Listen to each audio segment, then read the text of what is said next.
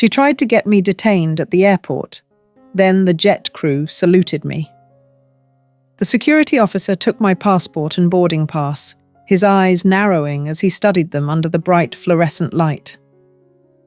"Ma'am," he said slowly, "there seems to be a discrepancy here." My heart stopped. Behind me, I heard my stepmother Claire's sharp intake of breath. But it wasn't surprise, it was satisfaction. "What kind of discrepancy?" I asked, trying to keep my voice steady. Before the officer could answer, Claire stepped forward, her voice cutting through the busy airport terminal like a knife. "Officer, I think you should know. She's been lying about who she is for years. That's not even her real name." Every head in the security line turned toward us. I felt the familiar burn of humiliation creep up my neck as strangers stared, their conversations stopping mid-sentence. A mother pulled her child closer. A businessman lowered his phone to watch. "Mum, please step aside," the officer said to me, his tone now official and cold. "We need to verify your identity." As I moved to the side, my hands trembling slightly, Claire's voice followed me like poison in the air. "I tried to warn her father," she said loudly enough for everyone to hear. "But he never listened. Now look where we are." I wanted to disappear. I wanted to scream. But most of all, I wanted to understand how we'd gotten here. How the woman who'd raised me since I was 12 had just tried to destroy me in front of a crowd of strangers. "My name is Sarah Noah, and I'm 28 years old. But according to the woman standing behind me, smirking as security officers questioned my documents, I'm nobody at all." Let me back up. 3 days earlier, I'd gotten the call that changed everything. My father had died suddenly of a heart attack. Richard Noah, the man who'd adopted me when I was 12 and given me his name, his love, and his unwavering belief that I could be anything I wanted to be. I was in my corner office at Goldman Sachs when my assistant knocked on the door. "Syra, there's an urgent call for you. Line 2. I picked up the phone, expecting another client crisis or market update. Instead, I heard Claire's voice, shaky and strange. "Syra, you need to come home. Your father. Richard. He's gone." The words didn't make sense at first. Gone where? Gone on a business trip? But then she said it again, clearer this time. "He had a heart attack this morning. He's dead, Syra. He's dead." I don't remember much about the next few hours. I know I cancelled all my meetings, told my team I'd be out indefinitely, and booked the first flight to Sacramento. I know I sat in first class, staring out the window, unable to cry, unable to think, unable to process that the one person who'd always believed in me was gone. When I arrived at the house where I'd lived for 16 years, where Richard had taught me to drive, where we'd celebrated my high school graduation and my acceptance to Stanford, Claire was waiting with her lawyer. "We need to talk," she said without even offering condolences.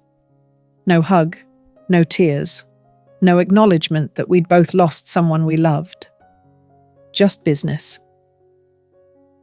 That's when I learned the truth about my inheritance, or rather, the lack of it.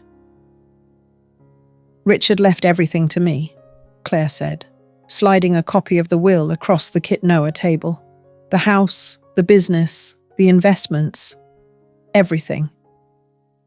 I stared at the document, my eyes scanning the legal language that essentially erased me from my father's life. "This can't be right," I said. "He always told me." "He told you what you wanted to hear," Claire interrupted. "But blood is blood, Syra, and you're not his blood." The words hit me like a physical blow, not because they were true. I'd always known I was adopted, but because of the venom behind them. For 16 years, Claire had smiled at me across the dinner table, helped me with homework, attended my graduation ceremonies. I'd thought we were family. "Where's the original will?" I asked. "The one from 2019 that he showed me." Claire's expression didn't change. "There is no other will. This is it." But I knew she was lying. I remembered sitting in Richard's study 2 years ago when he'd updated his estate planning. He'd specifically told me about the trust fund he'd set up, the college funds he'd maintained, the provision that would ensure I was taken care of. We'd talked about it over dinner that same night. "I'm contesting this," I said, standing up from the table. Claire laughed, a cold, bitter sound. "With what money? You think your fancy Wall Street salary is going to pay for a legal battle against Richard's estate? Think again." She was right, and we both knew it. Estate litigation could cost hundreds of thousands of dollars, money I didn't have despite my decent salary.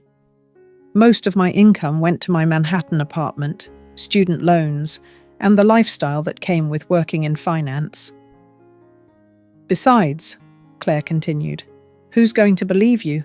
Richard's been gone 3 days, and you're already trying to cash in. How does that look?"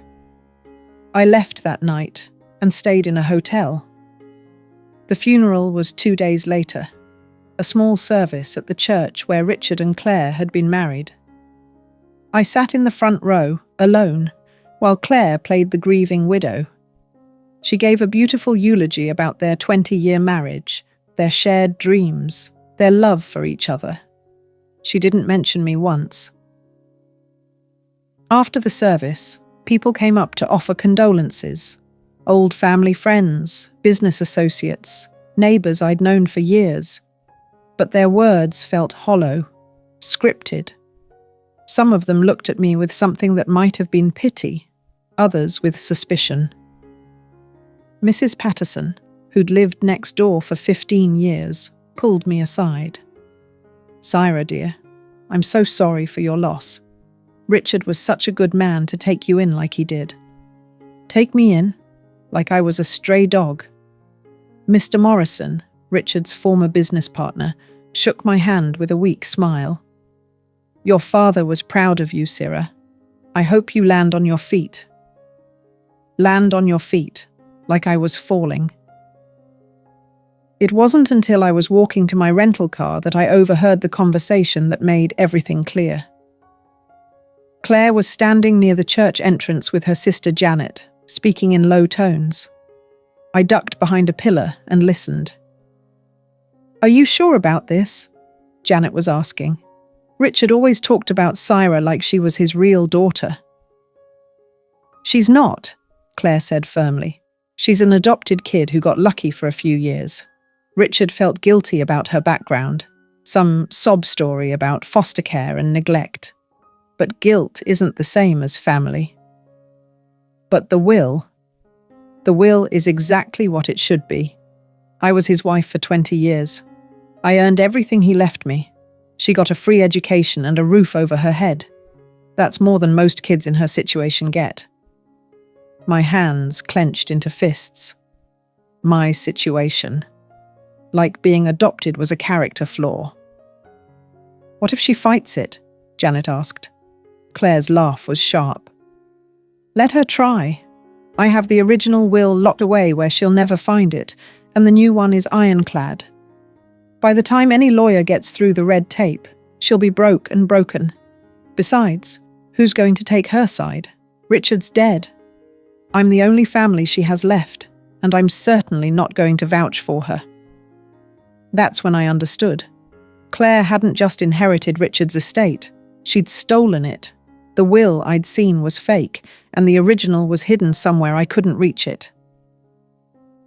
But what hurt more than the theft was the realization that she'd been planning this for years. Every smile, every family dinner, every birthday card had been an act. She'd been waiting for Richard to die so she could erase me from his legacy. I drove back to the hotel that night, with my hands shaking and my mind racing. I had 2 choices: accept defeat and walk away with nothing, or find a way to fight back. That's when I remembered something Richard had told me years ago. back when I was struggling through my first year at Stanford. I'd called him crying about how hard the classes were, how I didn't think I belonged there among all the wealthy, connected kids. "Syra," he'd said, "the thing about being underestimated is that it gives you power people don't see coming. Let them think you're small, let them think you're weak, and then show them exactly who you are." I spent the next 2 days making phone calls, not to lawyers, I couldn't afford them yet, but to people Richard had mentioned over the years. Business contacts, old friends, people who might remember things Claire thought were forgotten. The breakthrough came from an unexpected source, Richard's accountant, David Kim. "Syra," he said when I called him, "I'm so sorry about your father. He was a good man." "David, I need to ask you something, and I need you to be honest with me. Do you know anything about my father's will, the real one?" There was a long pause. "Syra, I can't discuss estate matters." "Please," I said. "I think Claire is hiding something. I think there's another will." Another pause, longer this time. Then, "Meet me at my office tomorrow morning, early. And Syra, bring a recording device." David Kim had been Richard's accountant for 15 years. He'd handled every major financial decision, every investment, every legal document, and he had copies of everything. "Your father came to me 6 months ago," David said, sliding a folder across his desk. "He wanted to update his will again. He was worried about Claire, said she'd been asking too many questions about his assets, pushing him to make changes he wasn't comfortable with." I opened the folder and felt my heart stop. Inside was a copy of Richard's real will, dated just 6 months before his death. In it, he left the house and half his investments to Claire, as expected. But the other half, nearly $2 million, was left to me, along with his life insurance policy and a trust fund he'd been building since my adoption. "There's more," David said. "Richard suspected Claire might try to contest or hide this will if something happened to him, so he made copies and stored them in multiple locations. I have one, his lawyer has another, and there's a third in a safety deposit box that only you have access to." He handed me a small key. "Richard gave me this last month, said if anything ever happened to him, I should give it to you. The box is at First National Bank downtown." I stared at the key, my hands trembling. "Why didn't you tell me this at the funeral?" David looked uncomfortable. "I was going to, but Claire's lawyer contacted me the day after Richard died. He said there had been a family meeting and that you'd waived all claims to the estate. He had documentation, a letter with your signature." "I never signed anything," I said. "I know that now," David replied. "But at the time, I thought it was legitimate. Claire can be very convincing." That afternoon, I went to the bank and opened the safety deposit box. Inside, along with another copy of the will, was a letter addressed to me in Richard's handwriting. "Syra, if you're reading this, it means something has happened to me, and Claire has tried to keep you from your inheritance. I'm not surprised. I've seen the way she looks at you when she thinks I'm not watching. She's never accepted you as my daughter, and I'm afraid she never will. I want you to know that adopting you was the best decision I ever made. You brought light into my life when I thought the world had gone dark. You made me proud every single day, not because of your achievements, but because of who you are. Don't let Claire or anyone else make you feel like you don't belong. This is your inheritance because you are my daughter in every way that matters. Fight for it. Fight for yourself. And remember what I always told you. Let them underestimate you. Then show them who you really are. With all my love, Dad." I sat in that bank vault and cried for the first time since Richard died. Not just for losing him, but for the validation that I'd been right. He had loved me. He had wanted to take care of me, and Claire had tried to steal all of it. The next morning, I called Claire. "Sarah," she said, her voice falsely sweet. "I was wondering when I'd hear from you. I hope you're doing well." "I found the real will, Claire." Silence. "I don't know what you're talking about," she said finally. "David Kim has copies. The bank has copies. Richard's lawyer has copies. Did you really think you could forge documents and no one would notice?" "You can't prove anything," Claire said, but I could hear the uncertainty in her voice. "Actually, I can, but I'm willing to make you a deal." "What kind of deal?" "Meet me at the airport tomorrow. Terminal 2, international departures. 3 p.m. Come alone." "Why would I?" "Because if you don't, my next call is to the district attorney's office. Fraud, forgery, theft. I think they'll be very interested in what you've been up to." Claire was quiet for a long moment. "What do you want?" "I want what's mine," I said, "and I want an apology. An apology for 16 years of lies, for making me feel like I didn't belong, for trying to erase me from my father's life. And if I refuse, then I see you in court, and Claire, I have a lot more money to fight this battle than you think I do." That was a bluff. I still couldn't afford a prolonged legal battle, but Claire didn't know that. All she knew was that her plan had fallen apart, and I held all the cards. "Fine," she said. "Tomorrow at 3. I spent that night preparing, not just documents and evidence, but emotionally steeling myself for what was coming. I knew Claire wouldn't go down without a fight. She'd try to manipulate me, guilt me, maybe even threaten me. But I was ready. What I wasn't ready for was what happened at the airport. I arrived at Terminal 2 early, positioning myself near the international departures gate where I could see Claire coming.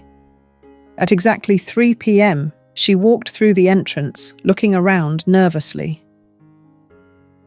She was dressed in all black, still playing the grieving widow, with oversized sunglasses and a designer handbag clutched tightly in her hands. When she spotted me, her expression hardened. "Sarah," she said as she approached, "I hope you know what you're doing." "I know exactly what I'm doing," I replied. "The question is whether you do." "This is ridiculous," Claire said, sitting down in the chair across from me. "Fighting over money like this. Richard would be ashamed." "Richard would be ashamed of you for stealing from his daughter," I said.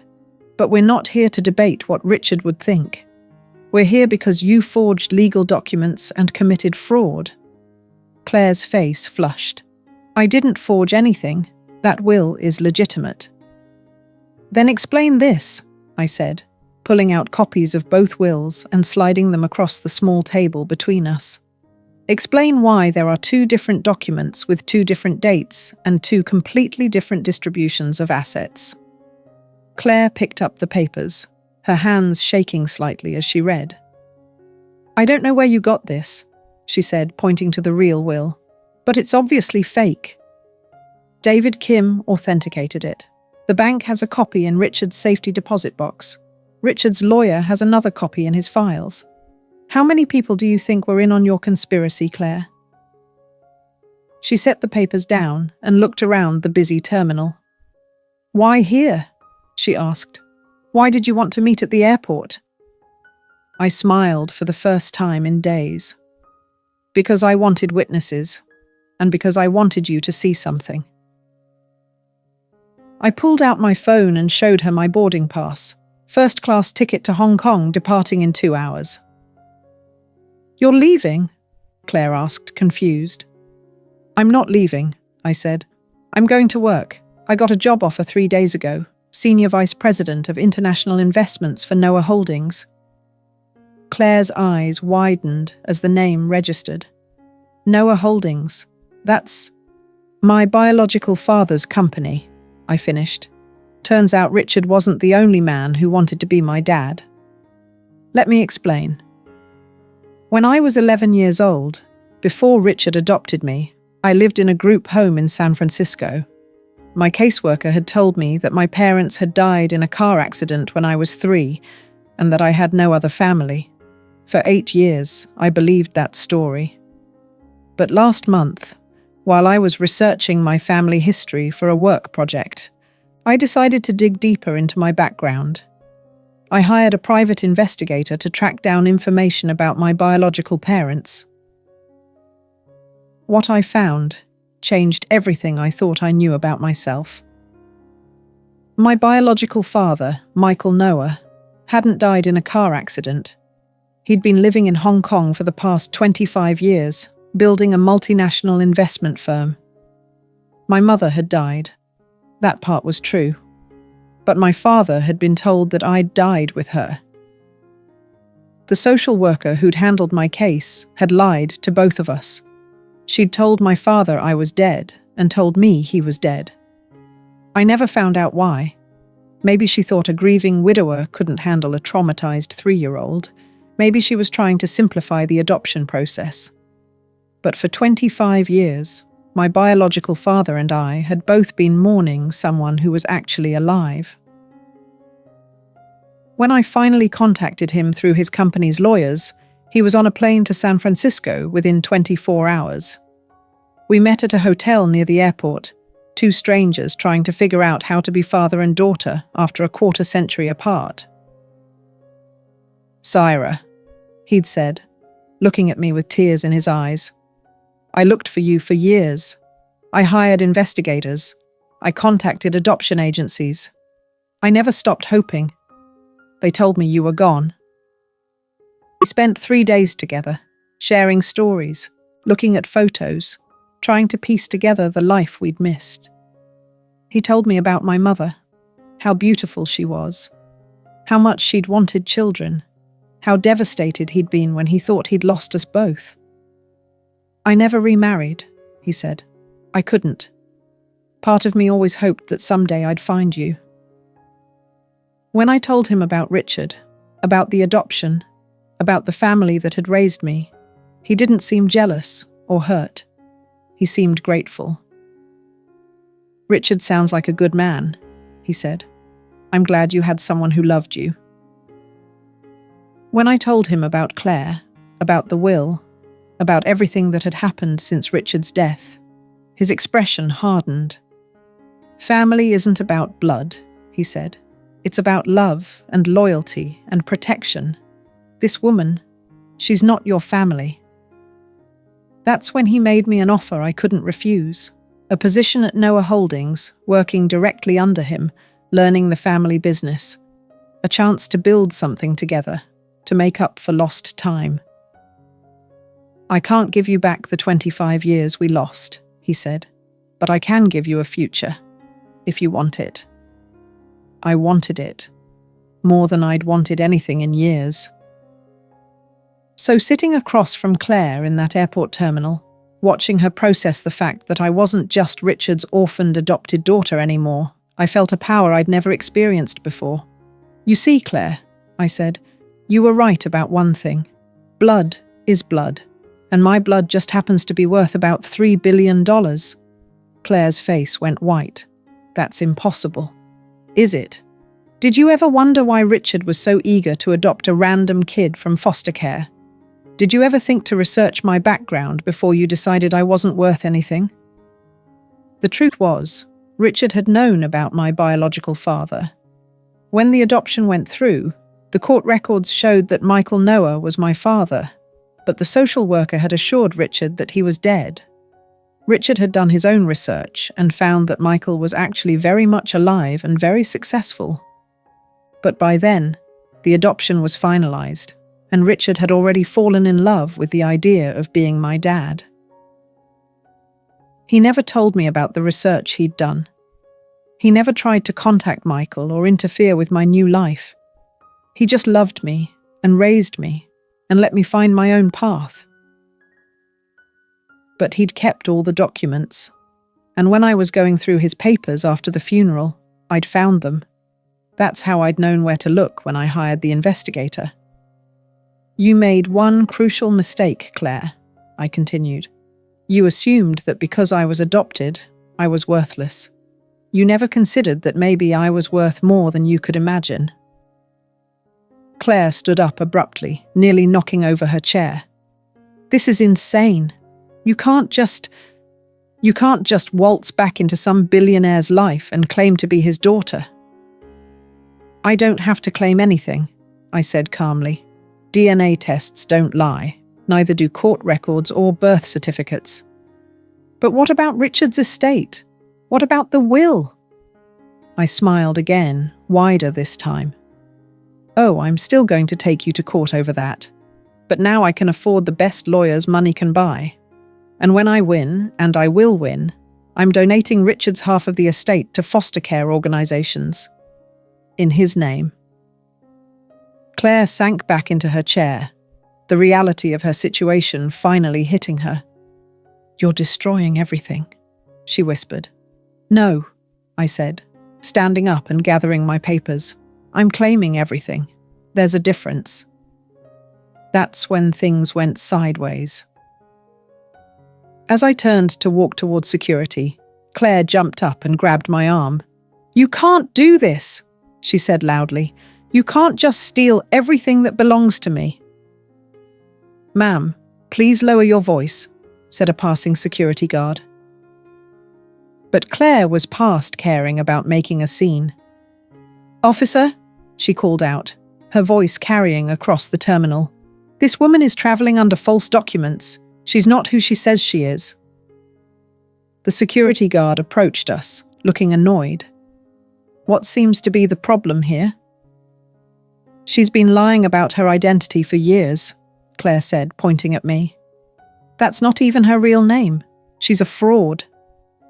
That's when more security officers showed up, including the one who'd eventually take my passport and boarding pass and start this whole mess.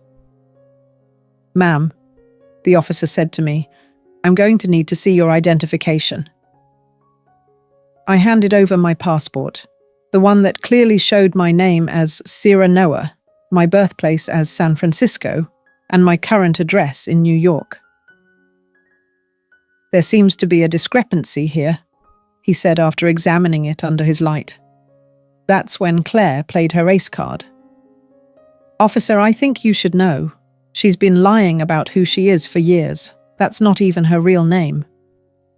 Every head in the security line turned toward us. The businessman lowered his phone. The mother pulled her child closer. I felt 16 years old again, standing in the high school cafeteria while someone pointed out that I didn't belong. Ma'am, please step aside, the officer said to me. We need to verify your identity. As I moved to the designated area, Claire's voice followed me like poison. I tried to warn her father, but he never listened. Now look where we are. Why are you doing this? I asked her quietly. You want to embarrass me, she hissed back. You want to make me look like a thief in front of everyone. Fine. Let's see how you handle being humiliated. The security officers were calling for backup now. More people were staring. I could hear whispers starting behind us. Who is that? What did she do? Is she a criminal? I felt the familiar burn of shame creeping up my neck. This was Claire's specialty, making me feel small, making me doubt myself, making me wish I could disappear. But then I remembered Richard's letter. Let them underestimate you, then show them who you really are. And I remembered my biological father's words. Family isn't about blood, it's about love and loyalty and protection. I stood up straighter and pulled out my phone. What are you doing? Claire asked nervously. Calling my family, I said. I dialed the number Michael had given me for emergencies. He answered on the first ring. Sierra, are you okay? I'm at the airport, I said. There's been a situation. I'll be right there. You're not at the airport, I said, confused. Actually, I am. Terminal 2, VIP Lounge. I wanted to see you off personally. I turned and looked toward the VIP area, and there he was, a distinguished man in his 50s, walking quickly toward the security checkpoint with two other men in expensive suits trailing behind him.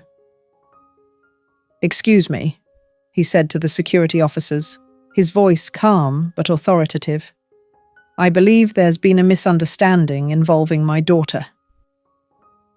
"Sir, we're going to need you to step back." "I'm Michael Noah," he said, pulling out a business card and handing it to the lead officer. "CEO of Noah Holdings. This is my daughter, Syra Noah. She's traveling to Hong Kong on company business." The officers looked at the card, then at each other, then at me and Claire. I could see them trying to process what was happening. "Sir," the lead officer said, "this woman claims that your daughter has been using false identification." Michael turned to look at Claire for the first time, his expression neutral, but his eyes cold. "And you are?" "I'm Claire Noah," she said, lifting her chin defiantly. "Syra's stepmother. And I'm telling you that girl has been lying about who she is for years." "Claire Noah?" Michael repeated slowly, "as in, married to Richard Noah?" "Yes," Claire said, looking confused about why that mattered. Michael smiled, but it wasn't a warm smile. "Richard Noah was a good man. He sent me photos of Syra over the years, her graduation, her first job, her achievements. He was very proud of the daughter he'd raised." Claire's mouth fell open. You knew Richard?" "We corresponded occasionally," Michael said. "He wanted to make sure I knew how well Syra was doing, how happy she was. He respected the fact that I was her biological father, and I respected the fact that he was the one who'd actually raised her." He turned back to the security officers. "Officer, my daughter is traveling on a legitimate passport to take a position with my company. If you need verification, you can contact the Chinese consulate, the Hong Kong Trade Office, or our corporate legal department." One of the men who'd been following Michael stepped forward and handed the officers a folder. "This contains Miss Noah's employment authorization, her visa documentation, and letters of recommendation from Goldman Sachs and the Hong Kong Financial Authority." The lead officer opened the folder and began scanning the documents. His expression changed as he read.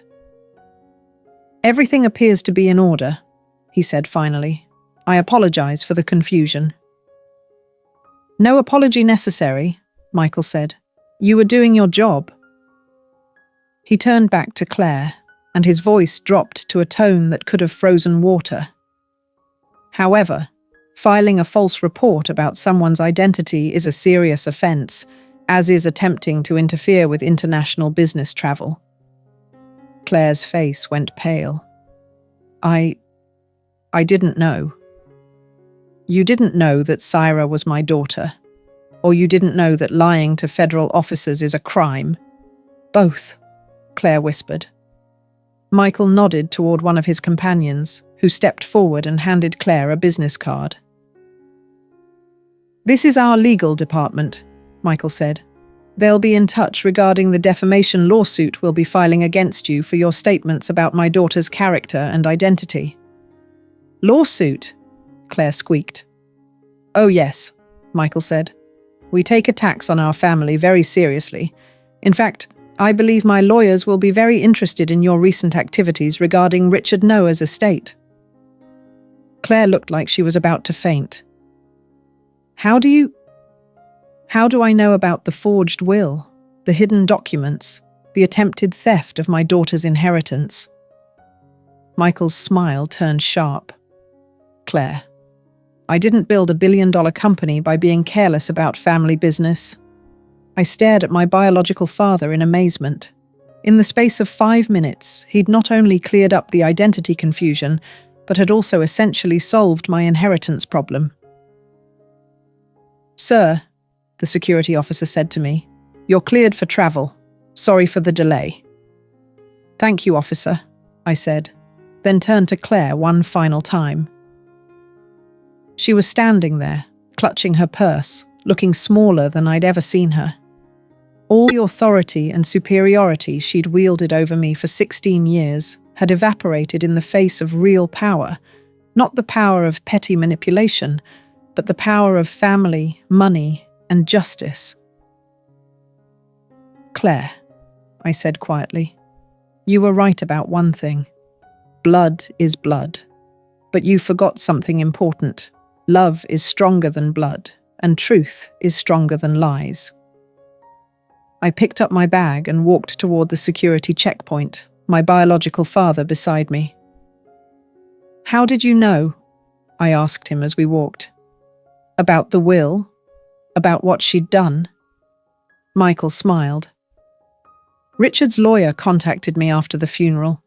He was concerned about some irregularities in the estate process and wanted my legal team to take a look. We've been building a case against Claire for weeks." "So you knew I was coming to Hong Kong under false pretenses? I'm not really getting a job with your company." Michael stopped walking and turned to face me. "Syra, the job offer is real. I want you to work with me, to learn the business, to be part of building something together. But more than that, I want you to know that you'll never have to fight alone again. You have family now. Real family." As we passed through security, I looked back one more time. Claire was still standing where we'd left her, surrounded by the curious stares of other travelers, holding a business card from lawyers who were about to make her life very complicated. For 16 years, she'd made me feel like I didn't belong anywhere.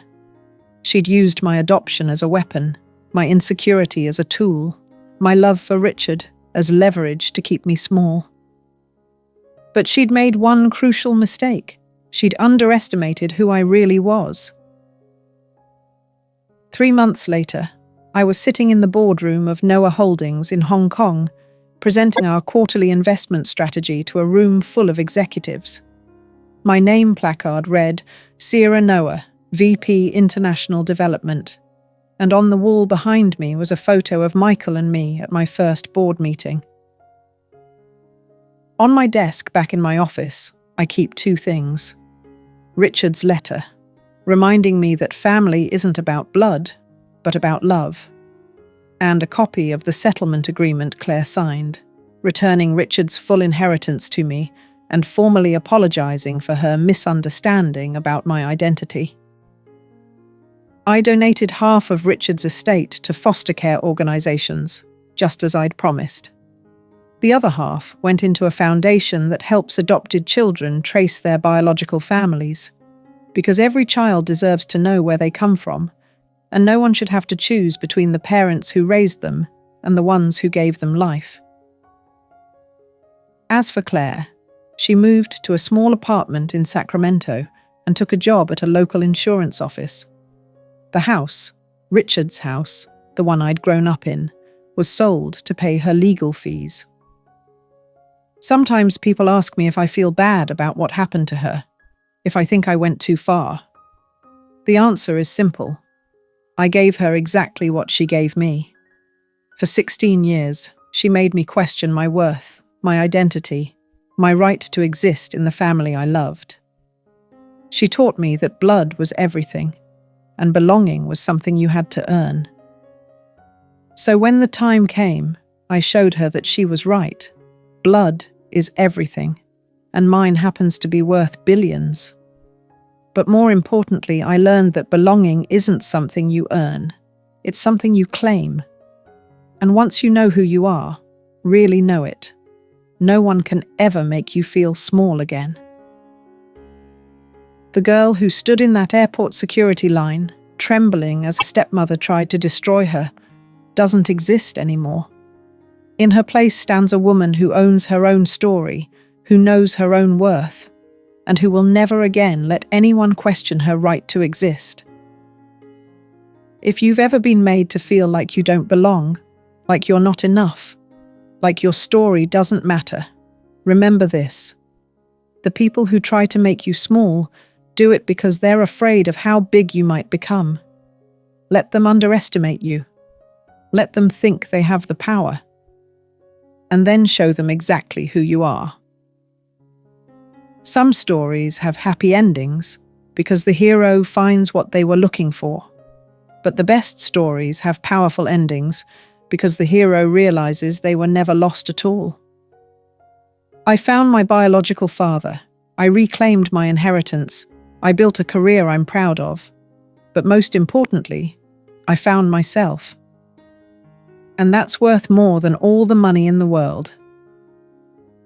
If this story resonated with you, if you've ever felt dismissed or underestimated, remember that your worth isn't determined by the people who can't see it. Sometimes the most powerful thing you can do is stand still, stay strong, and let the truth speak for itself.